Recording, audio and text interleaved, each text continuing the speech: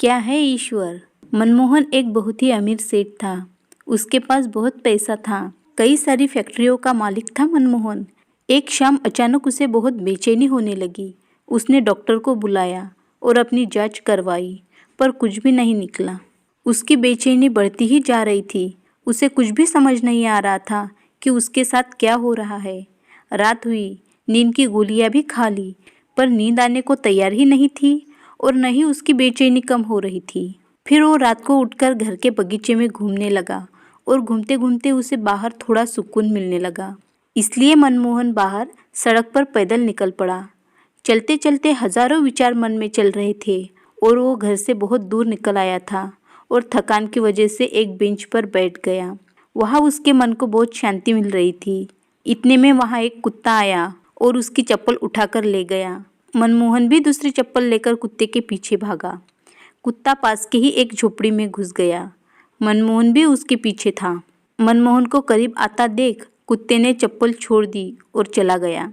मनमोहन ने गहरी सांस ली और अपनी चप्पल पहनने लगा। उसने झोपड़ी के फटे हुए बोरे में झाँक कर देखा तो वहाँ एक औरत फटी मैली सी साड़ी पहने फूट फूट कर रो रही थी और बोल रही थी, हे भगवान, मेरी मदद कर। मनमोहन के मन में आया कि यहाँ से चला जाऊँ, कहीं लोग उसे गलत न समझ बैठे।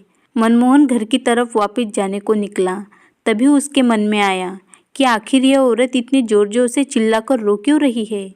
उसको तकलीफ क्या है? उसने अपने मन की बात सुनी और झोपड़ी में जाकर दरवाज़ा खटखटाया। उस औरत ने दरवाज़ा खोला और मनमोहन को सामने देख घबरा गई।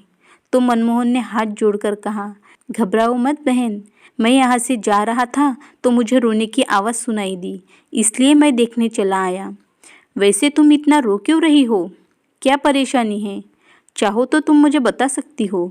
औरत के आंखों से आंसू टपकने लगे और उसने पास ही एक छोटे से बिस्तर में लिपटी उसकी 5 साल की बच्ची की ओर इशारा किया और रोते रोते बोलने लगी, मेरी बच्ची बहुत बीमार है साहब, उसके इलाज के लिए बहुत खर्चा लगेगा और मेरे पास उसके इलाज के लिए इतना पैसा नहीं है, क्योंकि मैं तो घरों में जाकर झाड़ू पोछा लगाती हूँ, जैसे तैसे हमारा पेट पाल लेती हूँ, मैं कैसे इसका इलाज करवा पाऊंगी।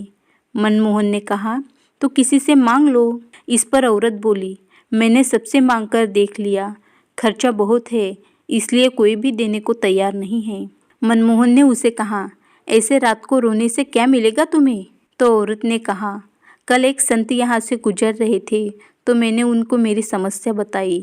उन्होंने कहा कि बेटा, तुम रात को उठकर ईश्वर से मांगो, बोरी बिछाकर बैठ जाओ और रो के गिड़गिड़ाकर उनसे मदद मांगो, वो सबकी सुनते हैं और वो तुम्हारी भी सुनेंगे।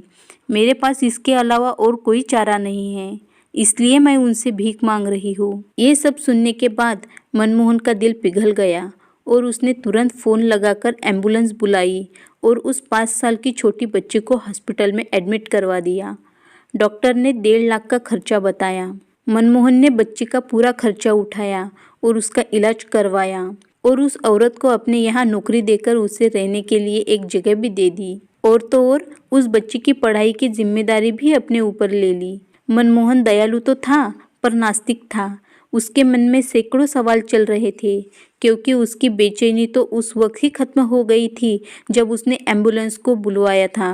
वो ये सोच रहा था कि ऐसी कौन सी ताकत है जो मुझे यहाँ तक खींच ले आई। क्या यही ईश्वर है? और यदि यही ईश्वर है तो सारा संसार आपस में जात पात धर्म के लिए क्यों लड़ रहा है? क्योंकि न मैंने उस औरत की जात पूछी और न ईश्वर ने जात पात देखी, बस ईश्वर ने तो उसका दर्द देखा और मुझे इतना घुमाकर उसके पास पहुंचा दिया। अब सेठ समझ चुका था कि कर्म के साथ साथ सेवा भी बहुत ज़रूरी है, क्योंकि इतना सुकून उसे ज़िंदगी में पहले कभी नहीं मिला था। इसी के साथ उसकी बेचैनी भी खत्म हो गई थी। जो काम बड़े बड़े डॉक्टर ना कर सके, वो काम उसकी की हुई सेवा ने कर दिखाया। अब मनमोहन समझ चुका था कि क्या है ईश्वर। दोस्तों, कैसी लगी ये कहानी हमें कमेंट बॉक्स में ज़रूर बताना। अगर कहानी अच्छी लगी हो तो एक लाइक ज़रूर करना। कहानी सुनने के लिए आपका बहुत बहुत धन्यवाद।